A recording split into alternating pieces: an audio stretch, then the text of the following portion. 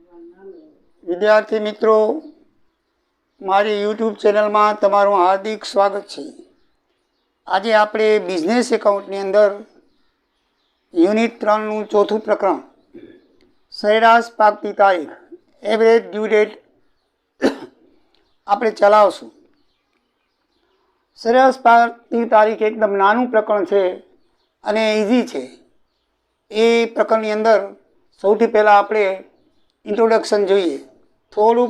થોડીક માહિતીની જરૂર છે તમને, એટલે થોડીક માહિતી શીખવાડી દઉં, પછી દાખલા તો એકદમ ઇઝી છે। તો સરેરાશ પાકતી તારીખ શું છે? તો આપણે કોઈ પણ વ્યક્તિએ એક જ વ્યક્તિને 2-3 રકમો જુદી જુદી તારીખે ઉધાર આપી હોય અને ઉધાર લેનાર વ્યક્તિ બધી જ રકમો બંનેમાંથી કોઈને નુકસાન ન થાય તે રીતે વ્યાજ સહિત કોઈ એક તારીખે પરત કરી દે તે તારીખને સરેરાશ પાકતી તારીખ કહેવાય છે। દાખલા તરીકે આપણે કોઈ વ્યક્તિને અલગ અલગ તારીખે અલગ અલગ રૂપિયા આપ્યા। 1/4/23ના 35,000 રૂપિયા આપ્યા, પછી 3/4/23ના આપણે 30,000 રૂપિયા આપ્યા, પછી 2/6/24ના આપણે 50,000 રૂપિયા આપ્યા, એક જ વ્યક્તિને આપ્યા એમ। અને એ વ્યક્તિ પછી એમ ઈચ્છે કે ભાઈ તમારા બધા પૈસા મારે એક સાથે આપવા છે, બરાબર છે। પહેલાં જે રૂપિયા આપ્યા એ 3 માસની મુદત માટે લીધા હોય, પછીના જે રૂપિયા આપ્યા એ 2 માસની મુદત માટે લીધા હોય, એના પછીના જે રૂપિયા આપ્યા એ 3 માસની મુદત માટે લીધા હોય, અને પછી એ એમ કે મારે 2 મહિના પછી પૈસા ચૂકવવા છે, તો બેમાંથી કોઈ પક્ષને નુકસાન ન થાય એટલે કઈ તારીખે પૈસા ચૂકવવા જોઈએ એ તારીખને સરેરાશ પાકતી તારીખ કહેવાય। કારણ કે 2-3 તારીખ હોય છે ને એનું સરેરાશ કાઢવું પડે। આપણે કેમ સરાસરી કાઢીએ છીએ? કુલ ટોટલ ભાગ્યા કુલ અવલોકનનો સરવાળો ભાગ્યા અવલોકનની સંખ્યા કાઢીએ છીએ ને, એ રીતે સરાસરી। તો આમાંય પણ એવી રીતની એક જાતની સરાસરી છે। એ બધી તારીખોની સરાસરી જે ડ્યુ ડેટ આવે એ તારીખે જો પેમેન્ટ કરે તો 1-2માંથી એકેય વ્યક્તિને નુકસાન થાય નહીં, વ્યાજનું નુકસાન એકેય ન થાય। સમજાઈ ગયું મિત્રો? સરેરાશ તારીખ એટલે કોઈ પણ એક વ્યક્તિએ એક જ વ્યક્તિને 2 કે 3 રકમો, એક જ વ્યક્તિને 2 કે 3 રકમો કે 4 રકમો અલગ અલગ તારીખે આપી હોય, બરાબર છે, ઉધાર આપી હોય, અને ઉધાર લેનાર એ વ્યક્તિ એમ કે છે કે મારે આ બધી રકમ એક જ તારીખે ચૂકવી દેવી છે।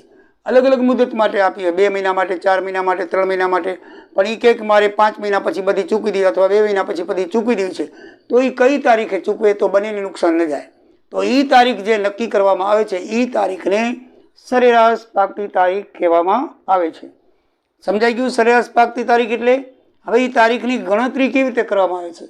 તો સરેરાશ પાકતી તારીખની અંદર જો વ્યક્તિને આપેલું હોય તો દાખલા તરીકે 2 માસની મુદતની હોય અને 15/1/20ના આપ્યું હોય, અને 2 માસની મુદત 1 માસની મુદત હોય તો એની 18/2/20 તારીખ થાય।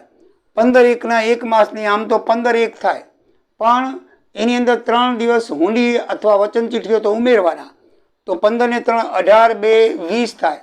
પણ માનો કે હુંડી શબ્દ દાખલામાં ન આપેલો હોય તો પાક્યા તારીખ 15/2/20 લખવી, બરાબર। હુંડી એટલે શું છે? આપણે દાખલા તરીકે આપણે કોઈ વ્યક્તિને પૈસા ઉધાર આપીએ ત્યારે આપણે એને લિખિતમાં આપીએ છીએ કે તું કેટલા મહિના પછી આપીશ, એ 3 મહિના પછી આપવાનું કે વચન આપે આપણને, તો આપણે એને 3 મહિના પછીની મુદતની હુંડી એટલે એક જાતની ચિઠ્ઠી લખી દઈએ છીએ। એ ચિઠ્ઠીને આપણે હુંડી કહેવામાં આવે છે। એટલે લખનાર માટે લેણી હુંડી છે અને સામા માટે સ્વીકારનાર માટે એને દેવી હુંડી કહેવામાં આવે છે। એ આપણે સમજી ગયા છીએ નાણાકીય એકાઉન્ટમાં। તો લેણી હુંડી અને દેવી હુંડી વિશે તમે બરાબર સમજો છો। તો આ હુંડી શબ્દ વાપરેલો હોય તો હુંડીમાં હંમેશા નિયમ છે કે 3 દી છૂટના આપવામાં આવે। 15 તારીખ હોય તો 3 દી છૂટના દેવાના હોય છે। એટલે ને જો હુંડીનો શબ્દ ન વાપરેલો ખાલી એમ લખેલું હોય કે એક વ્યક્તિને ઉધારા પૈસા આપેલા હતા કે શાખ ઉપર આપેલા હતા, બરાબર છે, તો એમાં 3 દિવસ છૂટના નહીં ઉમેરવાના। હુંડી શબ્દ ન લખેલો હોય તો પાક્યા તારીખે 15/2/20 થાય, અને હુંડી શબ્દ લખેલો હોય તો 15 તારીખ થાય એમાં 3 દિવસ ઉમેરીએ તો 18/2/20 થાય, બરાબર છે। તો જે તારીખે હુંડી લખી હોય એમાં મુદત ઉમેરવાની, એટલે એ પાક્યા તારીખ આવે। 3 માસની મુદત હોય તો અહીંયા 1 છે તો 4 તારીખ, 4 ચોથો મહિના હોય, 15/4/20 પાકે। ભાઈ 15/4/20 પાકે તો એમાં 3 દિવસ છૂટના ઉમેરીએ તો 18/4/20 થાય। કેટલા થાય? 18 4 20 અને જો ઊંડી શબ્દ ન વાપરેલો કે વચન ચિઠ્ઠી ન વાપરેલો હોય શબ્દ વચન ચિઠ્ઠી કે ઊંડી વાપરેલો હોય તો 3 દિવસ છૂટના ઉમેરવા, ન કે ઉમેરવા નહીં. તો ન આપેલો હોય તો 15/2 એની જે મુદત છે એ જ પ્રમાણેના દિવસ થાય, છૂટના દિવસ એને મળે નહીં. પછી નંબર 2, મહિનાની છેલ્લી તારીખે ઊંડી લખાઈ હોય અને પાકા તારીખ તે મહિના પછી ન આવતી હોય, તે મહિનામાં ન આવતી હોય તો તે મહિનાની જે છેલ્લી તારીખ હોય તેને પાકા તારીખ ગણવી. એટલે કે શું? દાખલા તરીકે જો 31/3/23 એક માસની ઊંડી લખી, 31/3/23 એક માસની ઊંડી લખી અને એક માસની મુદત હોય એટલે એની તારીખ 31/2/23 આવે. હવે બીજા મહિનામાં તો 31 તારીખ હોય નહીં, એટલે આપણે બીજા મહિનાની તારીખ છે જો લીપ યર હોય તો 29 લખવી અને લીપ યર ન હોય તો 28/2 લખવી. અહીંયા ભલે 31 હોય, બાકીના મહિનામાં તો થાય પણ ફેબ્રુઆરીમાં તકલીફ થાય. હવે તમે જાન્યુઆરીની એન્ડમાં તમે લખેલું હોય 31/1/23 અને એક મહિનાની મુદત કરો તો 31/2/23 આવે.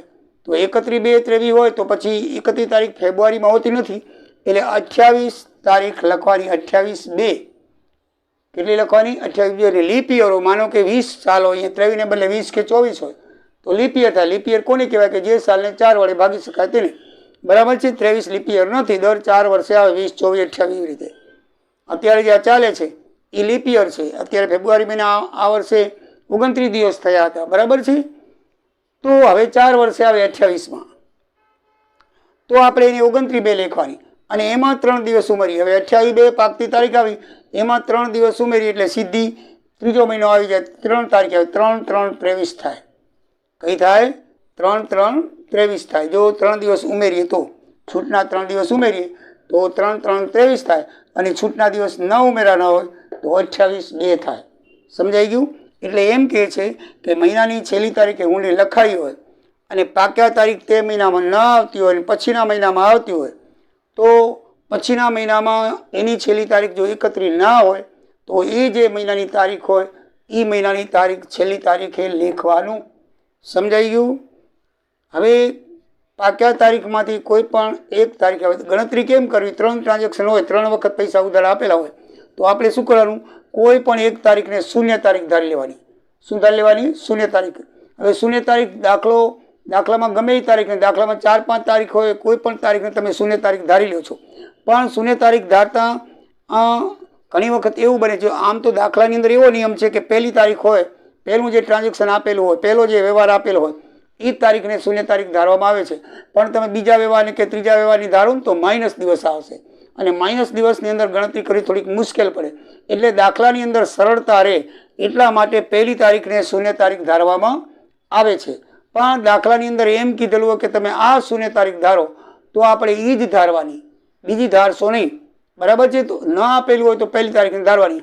કોઈ પણ તારીખને શૂન્ય તારીખ ધારી શકાય છે. ધ્યાન રાખજો, હું એકને એક દાખલો તમને શૂન્ય તારીખ અલગ અલગ કરીને બતાવીશ એટલે તમને ખ્યાલ આવે. જવાબમાં કોઈ ફરક નહીં પડે, ગણતરીમાં કોઈ ફરક નહીં પડે, પણ એમાં દિવસ માઇનસ આવશે. એટલે માઇનસ પ્લસ કરતાં આપણી જો ભૂલ થઈ જાય તો દાખલો ખોટો પડવાની સંભાવના રહે છે. એટલા માટે દાખલામાં કોઈ સૂચના ન આપેલી હોય શૂન્ય તારીખની તો હંમેશા પહેલા વ્યવહારની જે તારીખ હોય એને શૂન્ય તારીખ ધારી અને દિવસોની ગણતરી શરૂઆત કરવી. એ દાખલો ગણીએ એટલે તમને શીખવાડીશ.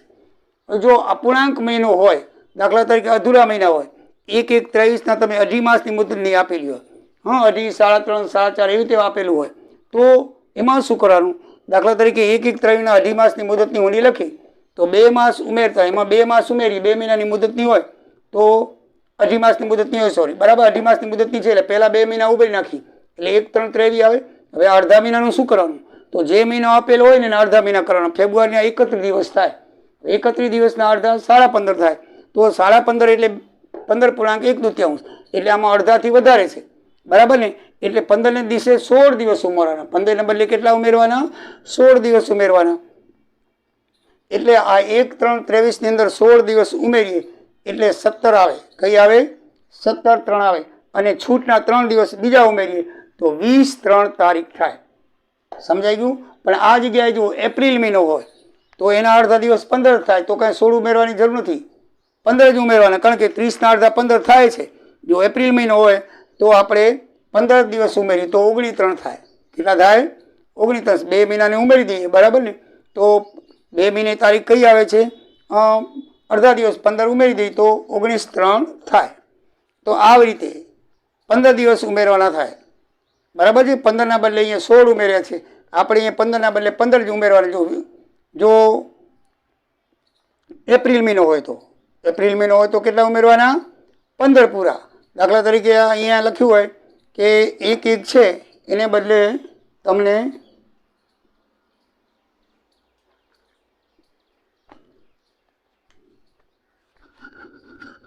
અઢી માસની દીધી છે, બરાબર છે.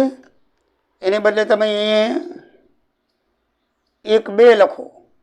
જો 1-2 લખી તો અઢી માસ એટલે 1-2 મહિના એટલે ચોથો મહિનો આવી જશે. કયો મહિનો આવી જશે? ચોથો. અઢી મહિના એટલે 2 મહિના તો ઉમેરવાના, એટલે અહીંયા 1-4 આવી જશે. કેટલા આવી જશે? 1-4. હવે બાકીના અડધો મહિનો કરો તો બાકીના અડધા મહિનામાં તમારે કેટલા દિવસ થશે? 15 દિવસ. તો એમાં 15 દિવસ ઉમેરી નાખો એટલે 16 તારીખ આવશે. કઈ તારીખ આવશે? અહીંયા 16 તારીખ. અને છૂટના દિવસ 3 ઉમેરીએ તો 19-4 આવે. કેટલા આવે? 19-4. એટલે આ રીતે થશે મિત્રો. સમજાઈ ગયું? 15 દિવસ થશે. કેટલા દિવસ થશે? 15 દિવસ. એટલે 1-2-23ના જો અઢી મહિનાની મુદતની લખી હોય તો 2 માસ ઉમેરીએ તો એની અંદર 1-4 આવે. તો પાક્યા તારીખ હવે અડધો મહિનો એટલે કે 15 દિવસ થાય.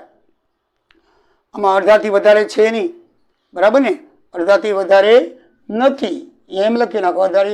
અડધાથી વધારે નથી, માટે શું થશે? 15 દિવસ ઉમેરાશે. કેટલા દિવસ ઉમેરાશે? 15 દિવસ ઉમેરાશે, બરાબર ને? 15 દિવસ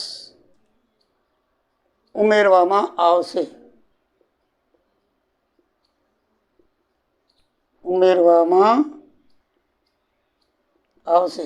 એટલે 1-4-3માં 15 દિવસ તમે ઉમેરો એટલે કેટલા દિવસ આવશે? 16-4 આવશે. કેટલા દિવસ આવશે? 16-4. અને 16-4 પાક્યા તારીખ થાય. અને એપ્રિલ મહિનો હોય તો આ તો એપ્રિલ મહિનો જ છે, બરાબર ને? એટલે આપણે એપ્રિલ મહિનાનું ઉદાહરણ દીધું. જો એપ્રિલ મહિનો હોય તો અડધા 15 દિવસ થાય, તો આપણે એપ્રિલ મહિનાનું ઉદાહરણ લઈને 15 દિવસ જ ઉમેર્યા છે, અને છૂટના 3 દિવસ ઉમેરીએ એટલે 16ની અંદર 3 ઉમેરીએ તો 19-4-23 એની પાક્યા તારીખ આવે. એટલે અડધા મહિનાનું સમજાઈ ગયું મિત્રો. અહીંયા આગળના મહિનામાં તો એટલા જ ઉમેરવાના આવશે. દાખલા તરીકે તમને પહેલાં 1-1નું દીધું હતું, તો માર્ચ મહિનો આવ્યો તો માર્ચ મહિનાના 31 દિવસ થાય એટલે અડધા 15.5 થાય, એને પહેલાં 16 ઉમેરવાના. અને 15.5 ન થતા હોય, દાખલા તરીકે જૂન મહિનો હોય, એપ્રિલ મહિનો હોય, બરાબર છે, એવા મહિનાના અડધો 15 દિવસ થાય છે, તો 15 દિવસ એની અંદર ઉમેરી દેવાના હોય. દાખલા તરીકે ફેબ્રુઆરી હોય, 28 દિવસ હોય તો 14 ઉમેરવાના, અને 29 દિવસ હોય તો 14.5 ને બદલે 15 ઉમેરવાના. ધ્યાન રાખજો, લીપ યર હોય ને 2 વર્ષની મુદત આવતી હોય તો અડધા દિવસમાં કેટલા થાય? 14.5 થાય, તો 15 ઉમેરી નાખવાના. અને 28નો મહિનો હોય, લીપ યર ના હોય તો 14 દિવસ અડધા મહિનાના ઉમેરવાના. અડધા મહિનાના કેટલા ઉમેર્યા? આ તો 2 જ મહિના ઉમેરશે. આગળનો જે પૂર્ણાંક છે એમાં 2 એટલે 2 જ મહિના ઉમેરવાના. 2 બીજો મહિનો હતો એટલે 4 આવ્યા. પણ દિવસ કેટલા ઉમેરવા? તો અડધા દિવસ જે મહિનાના અડધા થતા હોય ને એ જ. ફીટમ ફીટ અડધા થતા હોય તો ફીટમ ફીટ ઉમેરી દેવાના. પણ ફીટમ ફીટ ન થતા હોય, ઉપર અડધો થતો હોય તો 1 વધારીને ઉમેરી દેવાનો. 14.5 હોય તો 15, 15.5 હોય તો 16. આ રીતે દિવસ ઉમેરીને આખર તારીખ નક્કી કરવામાં આવે છે, બરાબર છે? એ તો દાખલા ગણશો એટલે તમને ધ્યાન આવશે. હવે માનો કે પાકતી તારીખે તમે 3 દિવસ ઉમેર્યા અને પાકતી તારીખે રવિવાર કે જાહેર દિવસ આવે તો પાકતી તારીખમાંથી 1 દિવસ બાદ કરી નાખવાનો. દાખલા તરીકે આ 19 છે તો એને બદલે કઈ ગણવાની? 18 ગણવાની. કઈ ગણવાની? 18. 1 દિવસ બાદ કરી દેવાનો.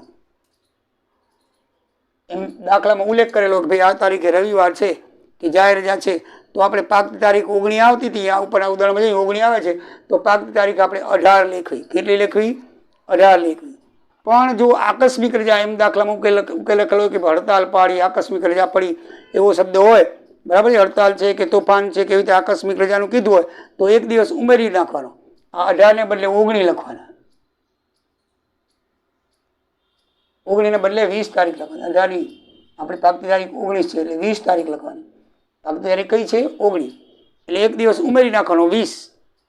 જો જાહેર રજા કે રવિવાર હોય તો 1 દિવસ બાદ એટલે 19 ને બદલે 18 તારીખ લખવાની. પણ જાહેર તારીખ ન આપેલી, એમ કે કારખાનામાં હડતાલ પાડી અથવા તોફાનને લીધે રજા પાડવામાં આવી એટલે એ બધી આકસ્મિક રજા કહેવાય. ઓચિતાની રજાઓ પાડવામાં આવે તો એમાં 1 દિવસ ઉમેરી નાખવાનો. 19ને બદલે 20/3 પાકતી તારીખ લખવાની. આ પાકતી તારીખ ગણવામાં આ બાબત બધી ધ્યાન રાખવાની. બરાબર છે.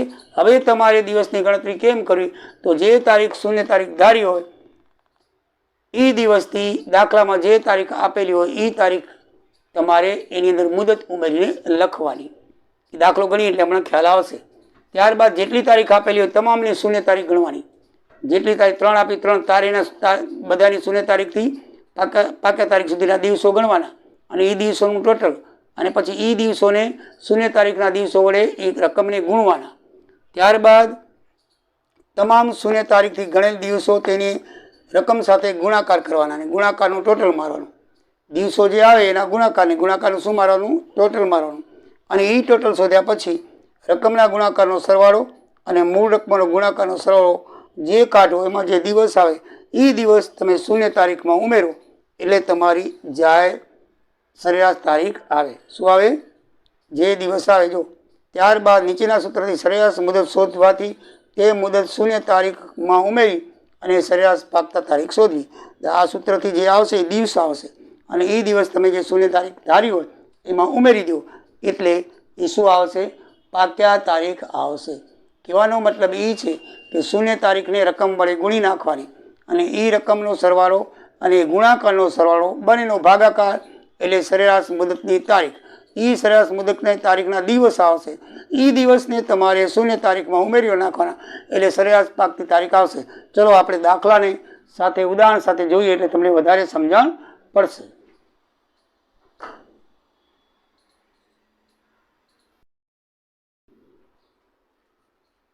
તો આગળ વિદ્યાર્થી મિત્રો આપણે સમજીએ, જે આપણે ઇન્ટ્રોડક્શન જોઈ ગયા. હવે ઇન્ટ્રોડક્શનને આપણે દાખલામાં કઈ રીતે ઉપયોગ કરવાનો છે તે જોઈએ. તો ઉદાહરણ નંબર 1 પાના નંબર 175 તમારો આપેલું છે, 173 પાના ઉપર આપેલું છે. 173માં ઉદાહરણ નંબર 1 જો વિજય પરાજિતને નીચે મુજબની તારીખો ધીરેલી છે તો પરાજિત એક સામટી કઈ રીતે રકમ ચૂકવે જેથી બંને પક્ષને નુકસાન થાય નહીં. વિજય નામનો માણસ છે એ પરાજિત નામના માણસને અલગ અલગ 3 તારીખે પૈસા ઉધાર આપે છે. તો એને 15/1/20ના 1000 રૂપિયા ઉધાર આપ્યા છે. પછી 10/2/20ના 2000 રૂપિયા ઉધાર આપ્યા છે અને 5/3/20ના 3000 રૂપિયા ઉધાર આપ્યા છે. એમાં પહેલી વખત 1 માસની મુદત છે, પછી 2 માસની, પછી 3 માસની મુદતે, એટલે 1, 2 અને 3 એમાં અલગ અલગ માસની મુદતે પૈસા આપ્યા છે.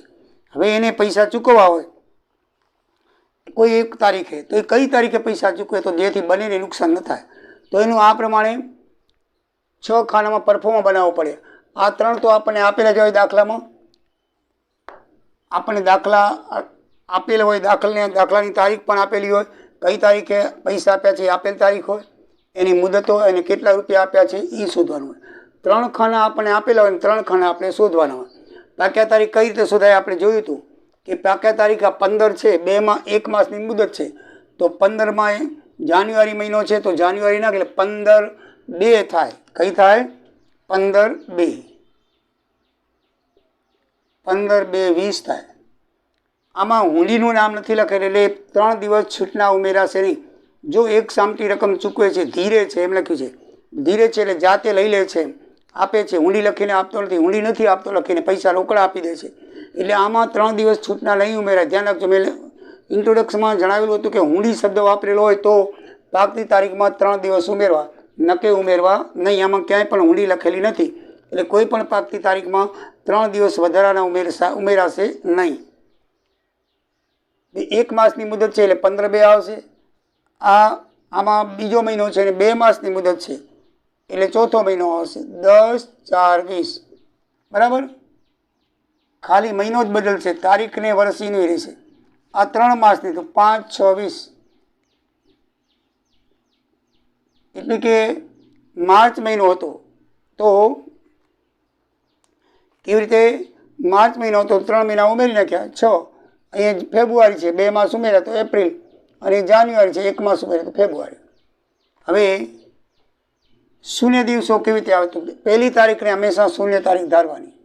પહેલું ટ્રાન્ઝેક્શન છે એને શૂન્ય તારીખ ધારે.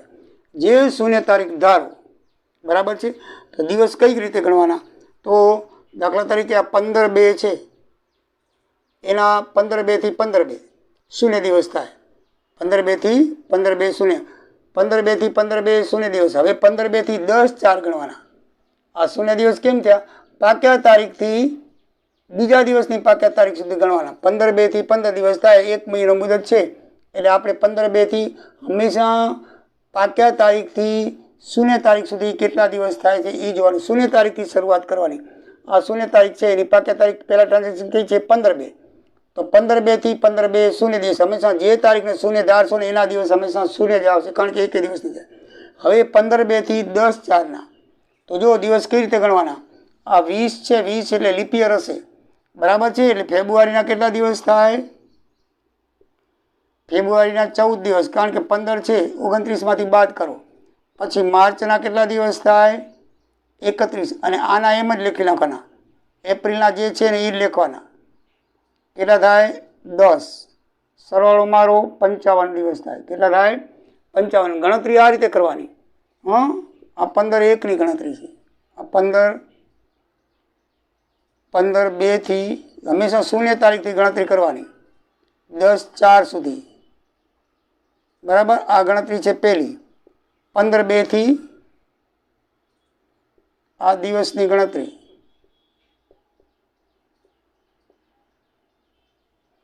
દિવસની ગણતરી કઈ રીતે કરવાની? તો 15 2 થી 14 10 પહેલી 15 2 થી 15 2 એટલે શૂન્ય આવ્યું, ગણવાની કંઈ જરૂર નથી, એમાં શૂન્ય જ આવશે. બીજા ટ્રાન્ઝેક્શનની 15 2 થી 10 4 હંમેશા શૂન્ય તારીખથી ગણતરી કરવાની. તો 15 2 થી 10 4 એટલે ફેબ્રુઆરીના લીપ યર છે એટલે 29 લખો. 29 માંથી 15 જાય એટલે 14. બાકી માર્ચ મહિનો આવે એટલે પૂરા 31. 10 મહિનાના 10 જે આપ્યા હોય એટલા જ. હવે બીજા ટ્રાન્ઝેક્શનના દિવસ લખીએ. આના 55 લખી નાખો, બરાબર. વળી આ 15 દિવસ બીજા ટ્રાન્ઝેક્શનના દિવસની ગણતરી થશે.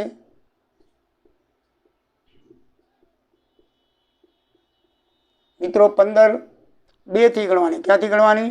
15 2 થી. એટલે જાન્યુઆરીના ફેબ્રુઆરીના કેટલા દિવસ થશે? બધાની એ રીતે જ ગણવાની છે.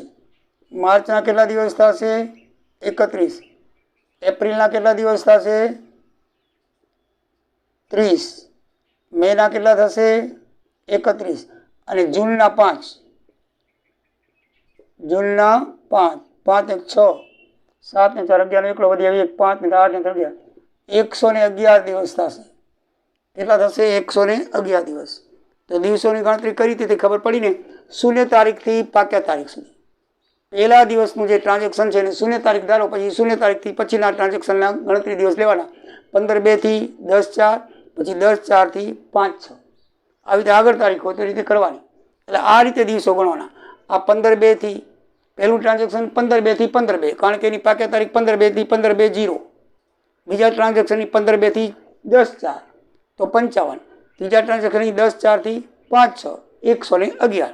પહેલા ટ્રાન્ઝેક્શનની હંમેશા 0 આવશે. તમે જે શૂન્ય તારીખ સાથે ધારો ને એની 0 જ આવશે, સમજાય? અહીંયા ધારો તો અહીંયા 0 આવે, કારણ કે 10 4 થી 10 4 0 થાય.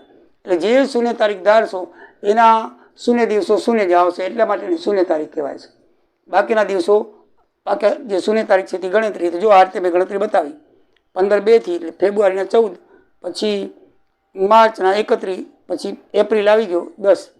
અહીંયા તમારે 10 4 થી 15 2 થી ફરી પાછું 15 2 થી એટલે 14 દિવસ ફેબ્રુઆરીના. માર્ચના એપ્રિલ 15 2 થી ક્યાં સુધી ગણવાના? 5 6 20 સુધી. આ ગણતરી ક્યાંથી છે? 15 2 20 થી 5 6 20 સુધી. આ રીતે એની ગણતરી છે. તો 111 દિવસ. હવે આપણે કાંઈ નથી કરવાનું, ગુણાકાર કરી નાખવાનો. શું કરવાનું છે? ગુણાકાર. એટલે શૂન્ય તારીખના દિવસોની રકમ લખ્યું ને, દિવસોની રકમના ગુણાકાર. એટલે આ બે બાજુના ખાનામાં 1000 ગુણ્યા 0 એટલે 0, 2000 ગુણ્યા 55, 55 તો 110, અને 110 માંથી બીજા 3 મીંડા 1,10,000. પછી 111 333, બરાબર. અને 333 માટે 3 મીંડા, બરાબર. થઈ ગયો ગુણાકાર. આ 3 ને 2 5 ને 1 6000. આનું ટોટલ મારો 6000, અને આનું ટોટલ 4,43,000. કેટલું આવશે? 3 3 3 1 4 3 1 4 માથે 3 મીંડા ચડાવી દો. સીધે સીધો સરવાળો છે, કેલ્ક્યુલેટરની જરૂર પડે એમ નથી, બરાબર ને. આ 3 3 3 ને 1 4 3 ને 1 4 ને મીંડે મીંડા, બરાબર. હવે આપણે ઓલું સૂત્ર હતું કયું સૂત્ર? કે સરેરાશ દિવસ બરાબર દિવસોનો ગુણાકાર, દિવસોનો ગુણાકાર ભાગ્યા રકમ, ભાગ્યા શું આવશે? રકમનો સરવાળો, ભાગ્યા રકમનો સરવાળો. તો દિવસોનો ગુણાકાર 4,43,000 ભાગ્યા 6,000. 3 મહિના ઉડી જાય એટલે 443 ભાગ્યા 6 કરો એટલે 73.83 આવશે. 50થી વધારે હોય એટલે પૂરા 74 દિવસ લખી નાખવાના. કેટલા દિવસ આવ્યા? 74 દિવસ આવ્યા. આ સરેરાશ 74 દિવસ આવ્યા. હવે શૂન્ય તારીખમાં 74 દિવસ ઉમેરવાના. આ ખાસ ધ્યાનમાં રાખવાનું. શૂન્ય તારીખ કઈ છે? 15/2. જો હવે સરેરાશ તારીખ કેવી રીતે આવે? શૂન્ય તારીખ કઈ તારીખ છે? 15/2/20. એમાં કેટલા ઉમેરવાના છે? 74 દિવસ ઉમેરીએ વત્તા 74 દિવસ. કેવી રીતે ઉમેરાય? તો પહેલાં આપણે 30 દિવસ ઉમેરી દઈએ. બરાબર? કેટલા ઉમેરી દઈએ? આખા મહિના ઉમેરતા આવીએ. જો આ 15/2 છે તો 15/2 અંદર તમે પહેલાં 14 દિવસ ઉમેરી નાખો. આ એટલે કઈ તારીખ આવી જાય? આમાં પૂરેપૂરો મહિનો થઈ જાય ને પછી ગણતરીમાં સરળ પડે. આપણે જેટલો જે દિવસ હોય ને બાકી મહિના ઉમેરી દેવાના. આમાં આ 15 તારીખ છે તો આ ફેબ્રુઆરીના 29 દિવસ થાય એટલે 14 ઉમેરી લો એટલે સીધી 29/2/20 આવશે. બરાબર છે? આ કેટલા દિવસ ઉમેર્યા આપણે? 14. હવે વળી પાછી 31/3 આમાં ઉમેરતા કેટલા દિવસ ઉમેરાણા? 31. પછી વળી આપણે 30 દિવસ ઉમેરીએ.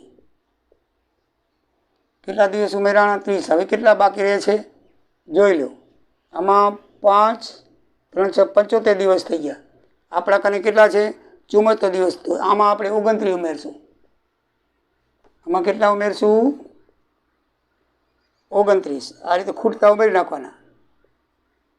એટલે આ દિવસ કેટલા થઈ ગયા? 4. એક વધી 74 થઈ ગયા. 74 દિવસ 29 તારીખ આવી તો સરેરાશ પાકતી તારીખ કઈ આવી?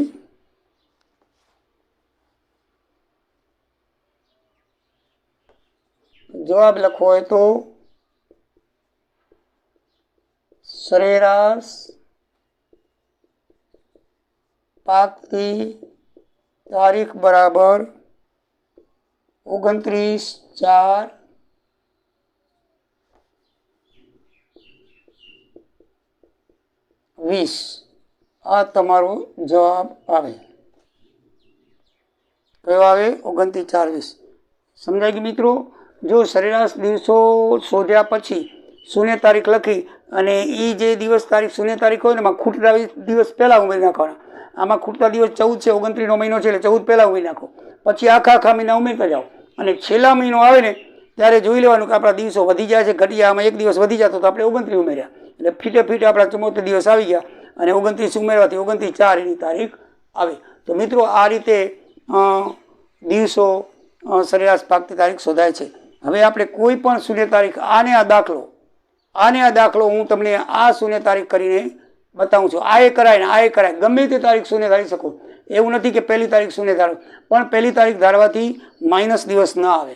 આમાં છે ને માઇનસ દિવસો આવશે. બરાબર છે? એટલે આપણે કેવી રીતે ગણાય છે એ પણ તમને બતાવી દઉં.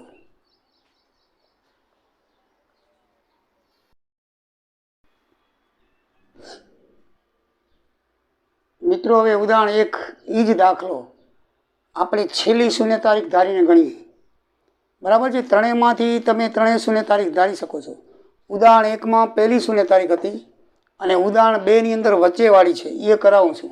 અને આપણે વચ્ચેવાળી છે એટલે મેં વચ્ચેવાળી નથી લીધી અને આની અંદર છેલ્લી લીધી છે. એટલે ત્રણેયમાં શૂન્ય તારીખ ધારો તો દાખલાનો જવાબ સહીમાં જ આવે. બરાબર છે. મેં આ છેલ્લી શૂન્ય તારીખ ધારી છે. પહેલી શૂન્ય તારીખ ધારીને હમણાં દાખલો ગણ્યો. આ દાખલો છેલ્લી શૂન્ય તારીખ ધારીને ગણાવું છું અને ઉદાહરણ 2 એ વચ્ચેની શૂન્ય તારીખ દાખલો ગણાશે. એટલે ત્રણેય શૂન્ય તારીખ ધારી શકાય, એટલે ત્રણેયથી જવાબ આવી શકે. કહેવાનો મારો અર્થ છે પણ દિવસની ગણતરી કરતાં તમને આવડવી જોઈએ. બરાબર. સહેલામાં સહેલો હંમેશા પહેલી તારીખે પડશે. એ ધ્યાન રાખજો. તમે અત્યારે ગણશો એટલે તમને ખ્યાલ આવશે, કારણ કે એમાં ભૂલ થવાનો સંભવ છે. એટલે હંમેશા દાખલામાં સૂચના ન આપેલી હોય તો હંમેશા પહેલી તારીખને શૂન્ય તારીખ ગણીને દિવસો ગણવા, એટલે માઇનસ દિવસો નહીં આવે. આમાં હંમેશા માઇનસ દિવસો આવશે.